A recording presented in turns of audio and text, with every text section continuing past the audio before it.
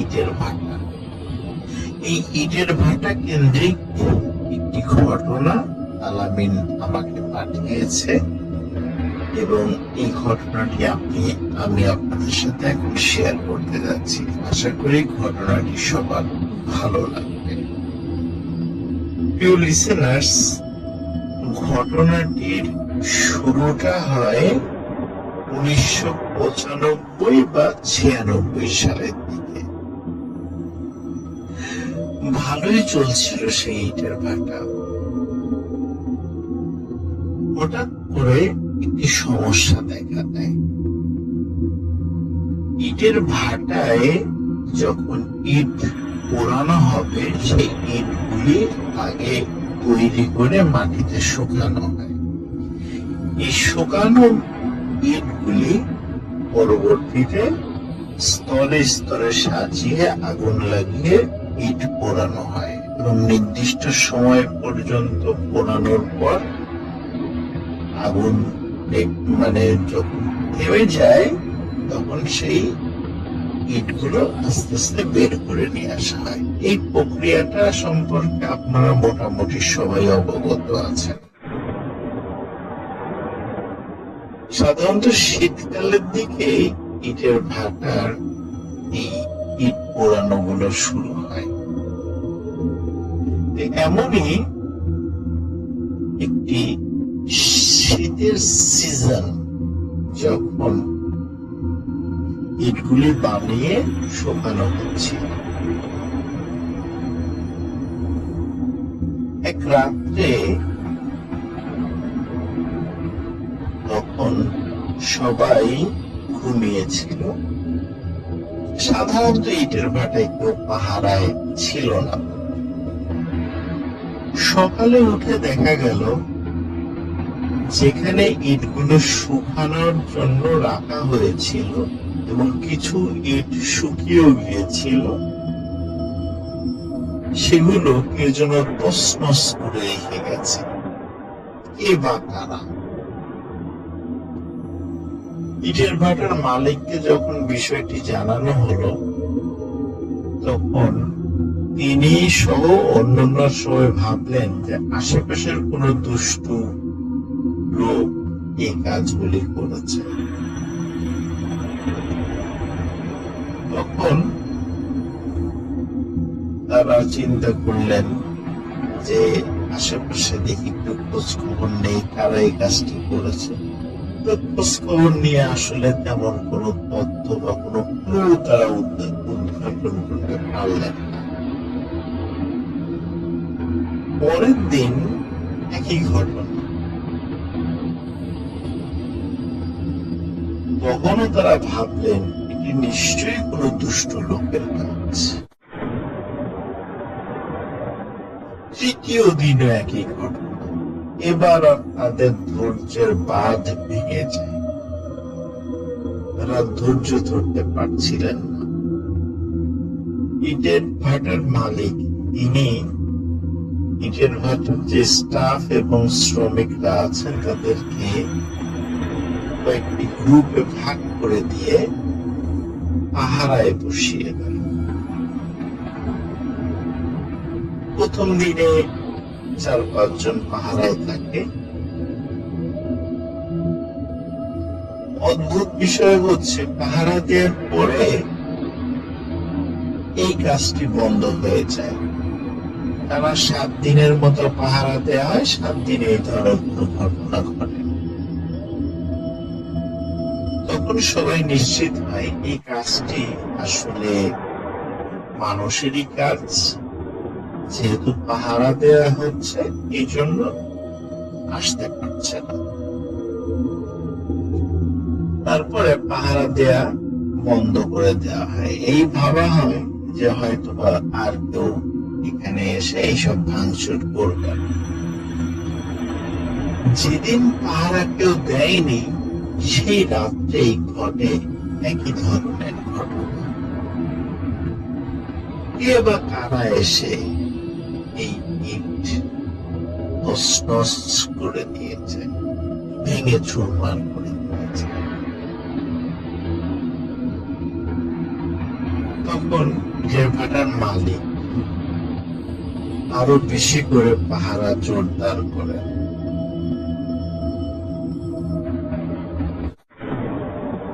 3 দিনের মাথায় অদ্ভুত একটি ঘটনা ঘটে।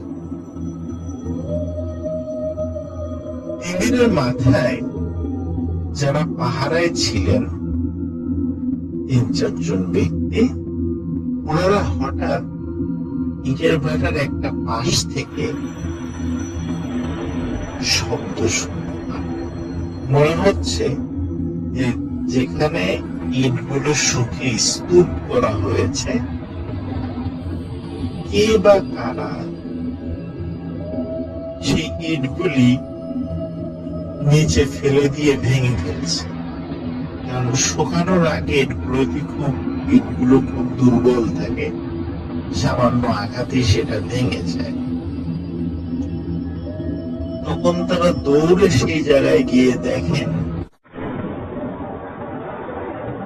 ইটগুলি তছনছ করে ভেঙে ফেলেছে।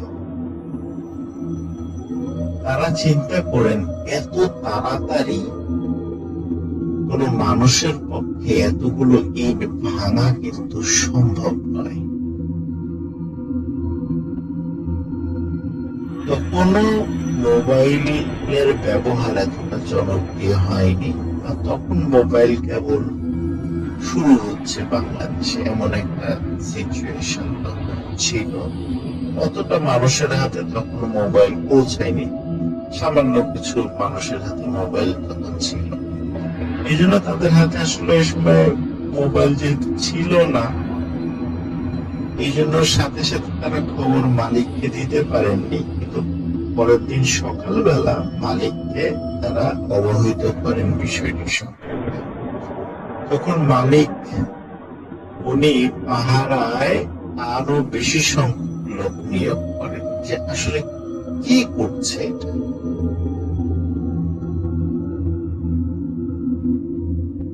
মালিক যেদিন পাহারায় আরো বেশি করে লোক নিয়োগ করেন, ওই রাত্রে সর্বপ্রথম কিছু মানুষের সামনে একটি অদ্ভুত ঘটনা দৃষ্টিগোচর হয়। ওই রাত্রে যারা পাহারায় ছিলেন তারা হঠাৎ করে দেখতে পান কোন একটা ছায়া মূর্তি, বড় আকৃতির মোটা আকৃতির একটি ছায়া মূর্তি ইটের ভাটার পাশ দিয়ে হেঁটে যাচ্ছে। তখন যারা পাহারায় ছিলেন তারা সেই ছায়া মূর্তিটিকে ধাওয়া করেন। ছায়া মূর্তিটি খুব দ্রুত দৌড়ে পাশে থাকা ক্ষেতের মধ্যে দিয়ে নেমে চলে যায়, নেমে অদৃশ্য হয়ে যায়। এই ঘটনাটি পরের দিন মালিককে পাহারায় থাকা ব্যক্তিরা অবহিত করেন।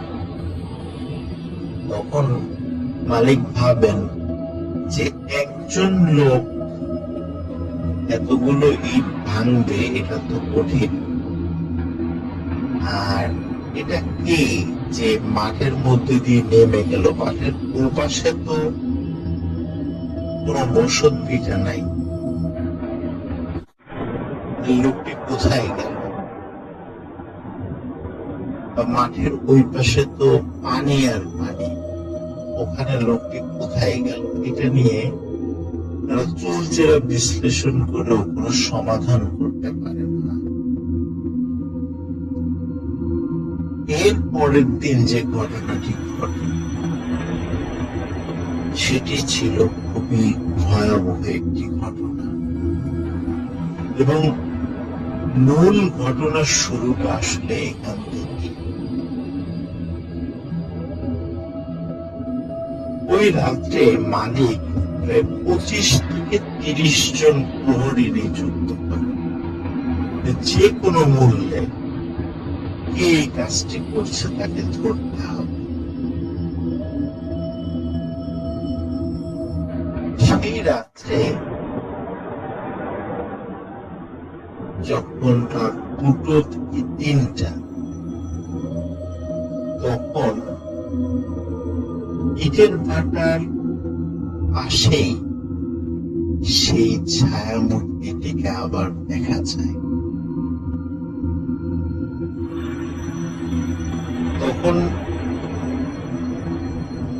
2-3 জন যখন চিৎকার করে ওঠে, ইটের ভাটার চতুর্দিকে যেহেতু পাহারা ছিল, সবাই মিলে ওই ছায়া মূর্তিটিকে ঘিরে ফেলে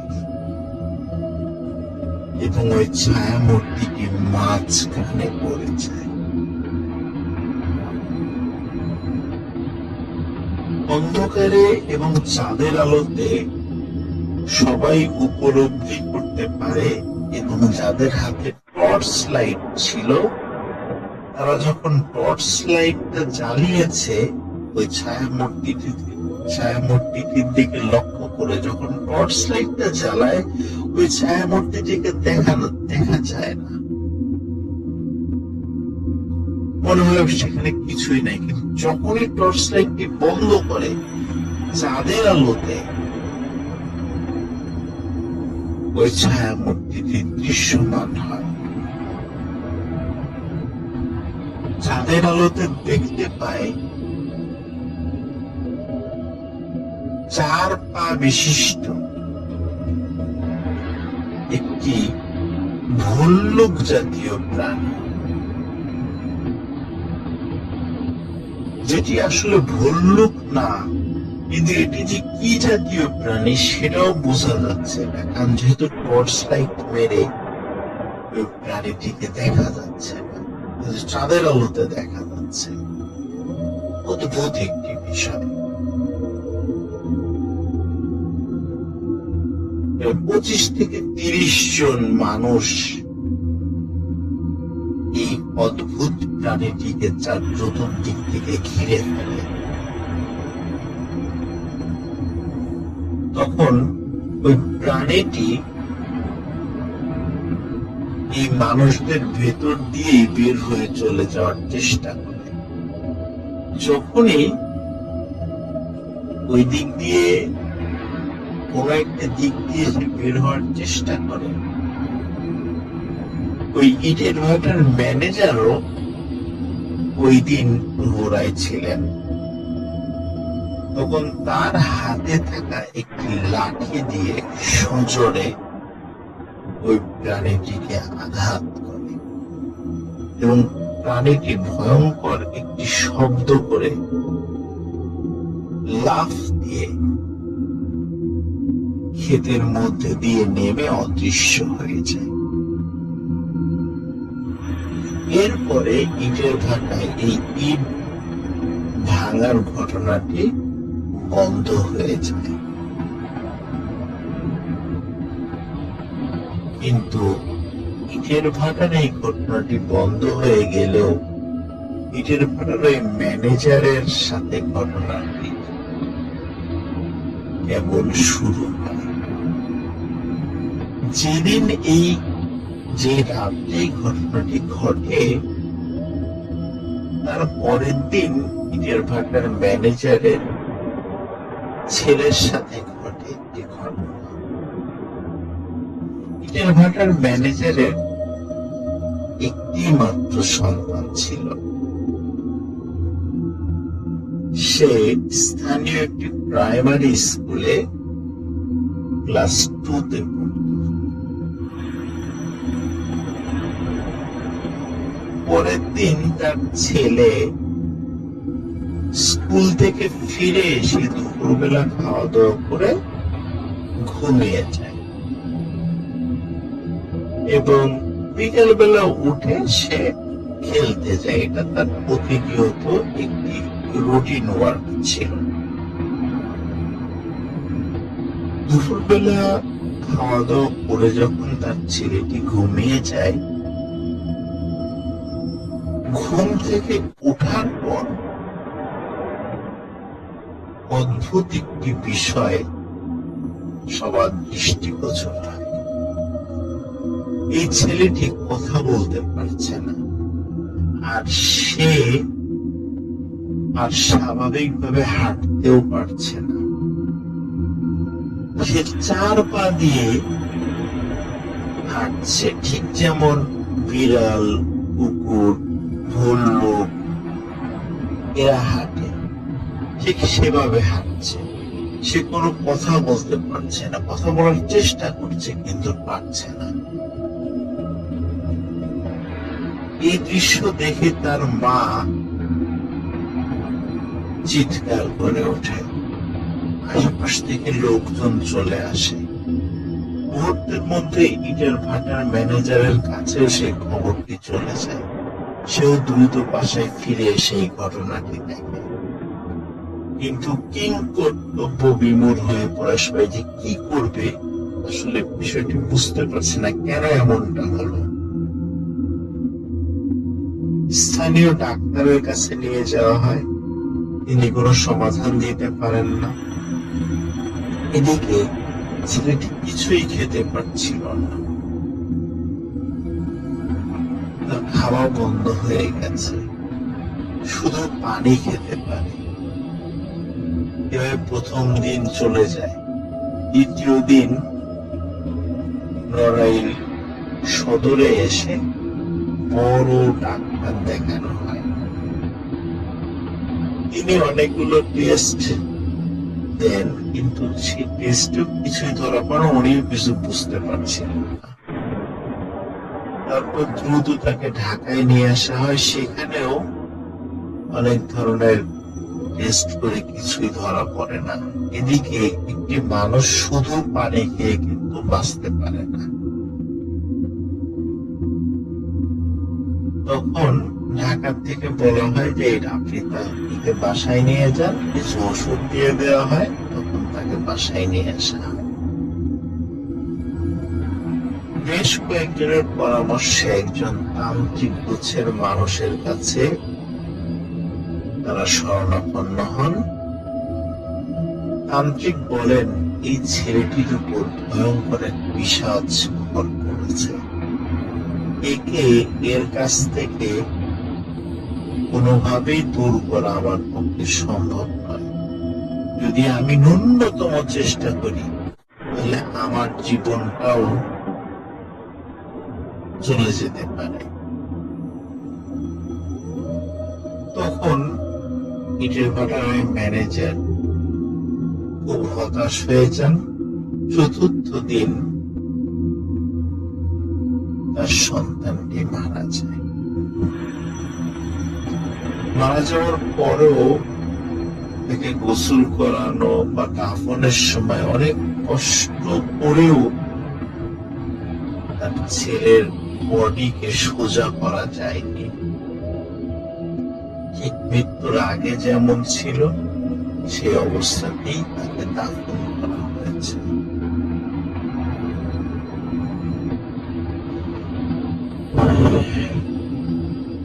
এমন একটি শোকাবহ ঘটনা যখন ঘটে গ্রামে, তখন আশেপাশে এবং ওই গ্রামের যারা লোকজন আছেন, ইটের ভাটার ম্যানেজারের প্রতিবেশী গ্রামের লোকজন সবাই খুব শোকাতুর হয়ে পড়েন। এমন একটি মর্মান্তিক ঘটনা যে ছেলেটি দুপুর বেলাও স্কুল থেকে ফিরেছে, তার স্কুলের টিচার, তার বন্ধু বান্ধব কেউই আশা করেনি এমন একটি ভয়ঙ্কর ঘটনা ঘটবে, এবং চোখের সামনে তার মৃত্যুটা সবাই দেখেছে। ইটের ভাটার ম্যানেজার উনি যেহেতু একটি মাত্র সন্তান ছিল, উনি শোকাতুর হয়ে পড়েন স্বাভাবিকভাবেই। তারপরে উনি ইটের ভাটার ডিউটি চালিয়ে যাচ্ছেন।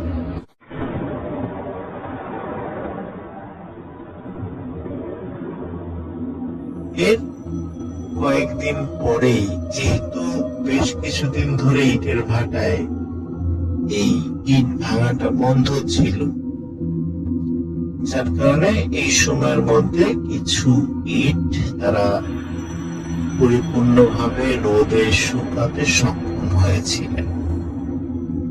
এই ইটগুলি ভাটায় ধরে ধরে সাজিয়ে তারপর আগুন ধরানো হয়। প্রায় 5 থেকে 6 দিন ইট পোড়ানো হয়, মানে স্বাভাবিকভাবে ইট যতদিন পোড়ায় আর কি।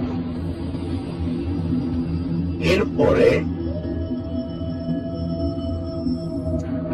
যখন আগুন নিভে যায় এবং ইটের ভাটা ঠান্ডা হয়, তখন শ্রমিকরা যখন ইট বের করতে গেছে সবাই অবাক হয়ে যায়।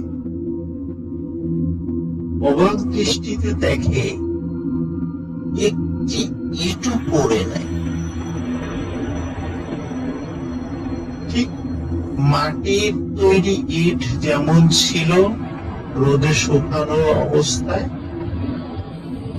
প্রত্যেকটি ইট একই রকম, একটি ইটও পড়ে। এটা কিভাবে সম্ভব? অথচ তারা প্রচুর পরিমাণ খড়ি আগুনে পুড়িয়েছে, সে খড়িগুলো পুরো কয়লা হয়ে গেছে, কিন্তু একটা ইটও পড়ে না।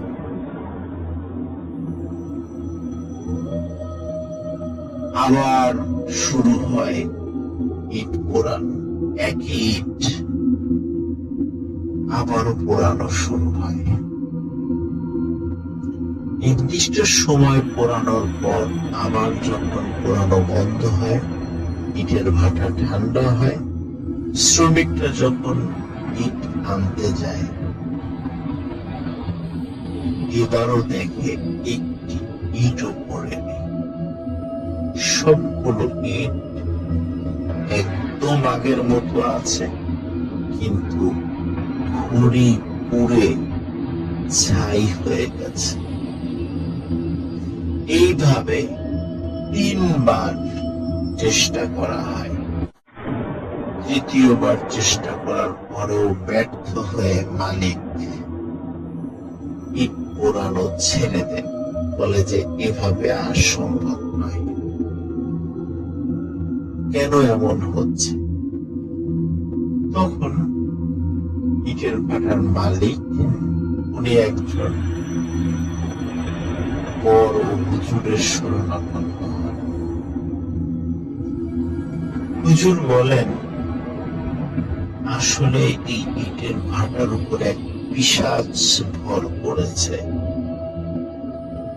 এই পিশাচ, সে চায় না যে এখানে ইটের ভাটা থাকুক এবং এখানে মানুষের আনাগোনা থাকুক। এই জন্য সে প্রথমে ইটগুলো ভাঙচুর করেছে, তারপরে যখন তোমরা তার শরীরে আঘাত করেছ, তার প্রতিশোধ হিসেবে সেই ইটের ভাটার ম্যানেজারের ছেলেকে মেরে ফেলেছে। আর এখানে আর কোনোভাবে ইট পোড়ানো সম্ভব হবে না। প্রিয় লিসেনার্স, এরপর থেকে ইটের ভাটাটি পরিত্যক্ত হয়েছে। কিন্তু আপনারা কি ভাবছেন, ঘটনা কি এখানেই শেষ? না লিসেনার্স, ঘটনা কি এখানেই শেষ? আরো অনেক ঘটনা সামনে আছে। এদিকে ইটের ভাটার মালিক যিনি ছিলেন, তিনি অন্য কাজে বা অন্য কর্মে লিপ্ত হন, যেহেতু ইটের ভাটাটা বন্ধ হয়েছে।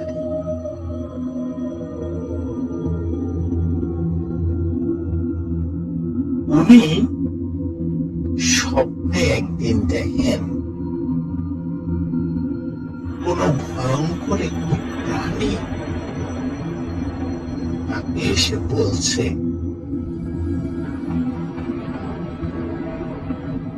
তোর কোন সন্তানকে আমি বাঁচতে দেব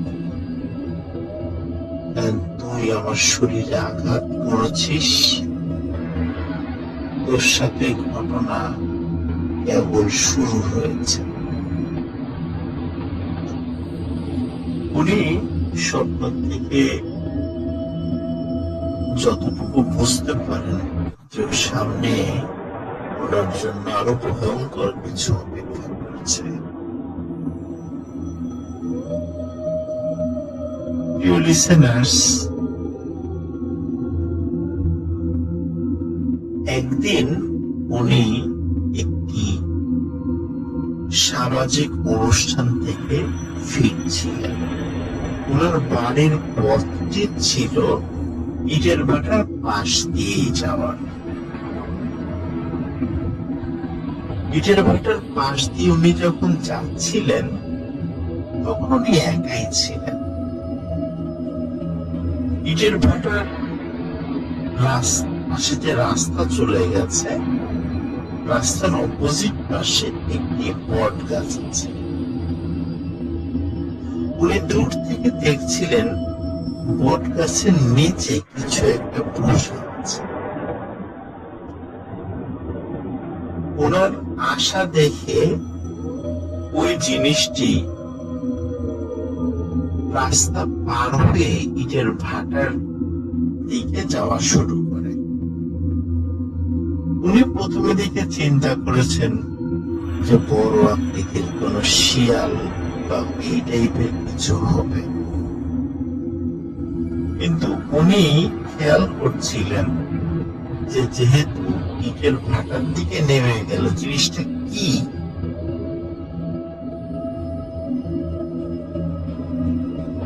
উনি কিন্তু একবারের জন্য ভাবতে পারেন নাই যে এটি কি সে পিশাচ।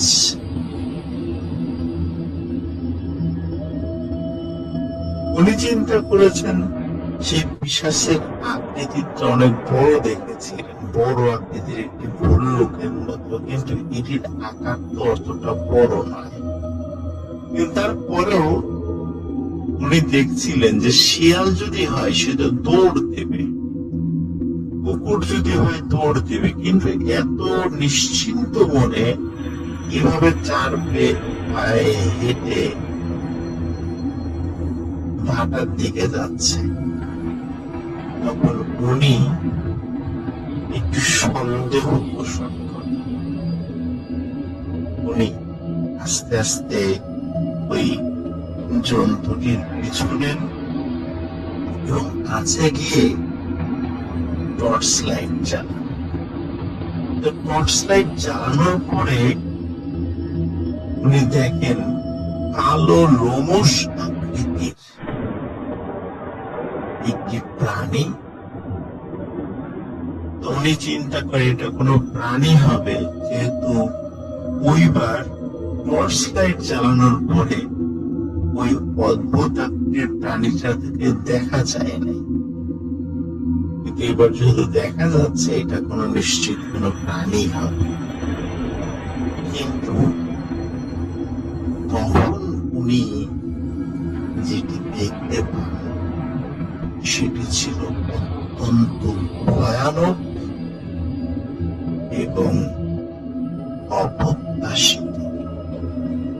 উনি দেখতে পান চার পায়া ওই প্রাণীটি সোজা হয়ে উঠে দাঁড়ায় ঠিক মানুষের মতো এবং দাঁড়িয়ে তার দিকে ঘুরে তাকায়, এবং ঘুরে তাকানোর সাথে সাথে ইটের ভাটার ওই সাবেক ম্যানেজার উনি দেখতে পান ওই প্রাণীটির চেহারা অবিকল তার ছেলের মতো, যে ছেলেটি মারা গেছে। এই দৃশ্য দেখার সাথে সাথে উনি চিৎকার দিয়ে সেন্সলেস হয়ে পড়ে যান। সকালবেলা তাকে যখন উদ্ধার করা হয়, তাকে জ্ঞান ফেরানো হয়। জ্ঞান ফেরানোর পর দেখা গেল উনি আর আগের মতো হাঁটতে পারছেন না, উনি কথাও বলতে পারছেন না, এবং উনি চার পায়ে হাঁটা শুরু করেছেন, ঠিক যেমন তার ছেলের হয়েছিল। উনি কিছু খেতেও পারছেন না। তখন ওনার পরিবারের লোকজন বুঝতে পারে যে তার ছেলের সাথে যে ঘটনাটি ঘটেছিল তার সাথেও একই ঘটনা ঘটতে পারছে। তারা দ্রুত একজন ভালো হুজুরের কাছে নিয়ে যান। হুজুর অনেক ঝাড়ফুঁক করার পর 3 থেকে 4 দিনের মাথায় উনি স্বাভাবিক হন। স্বাভাবিক হওয়ার পরে এই পুরো ঘটনাটি খুলে বলেন। প্রিয় লিসেনার্স, ওনার স্ত্রী একাধিকবার গর্ভবতী হলেও কোনো এক অজানা কারণে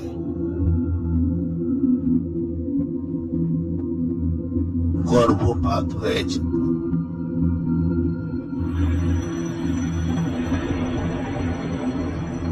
অনেক চেষ্টা করছেন তিনি, কোনোভাবেই এর কোনো সমাধান করা যায়। উনি এখনো নিঃসন্তান অবস্থায় আছেন। আর এখনো রাতের বেলা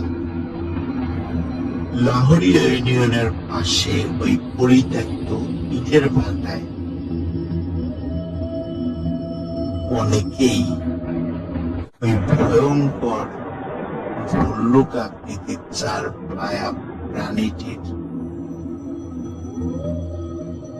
দেখা পান। বিশেষ করে ভর দুপুর বেলা এবং সন্ধ্যার পর পারতপক্ষে ওখানে কোনো মানুষ যায় না।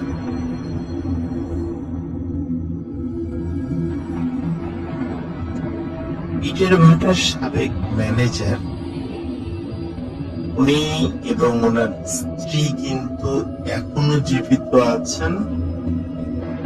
আপনারা ভেবে অবাক হচ্ছেন কেন ইটের ভাটার এই ম্যানেজারের নাম আমি বলছি না, কারণ উনি লাহোরিয়া উপজেলার কোন একটি জায়গার একজন জনপ্রতিনিধি। তার সম্মানের দিকে তাকিয়ে আমরা তার নামটা বলতে পারছি না, কারণ এমনটাই নির্দেশনা ছিল, তার নামটা আমরা বলতে পারবো না।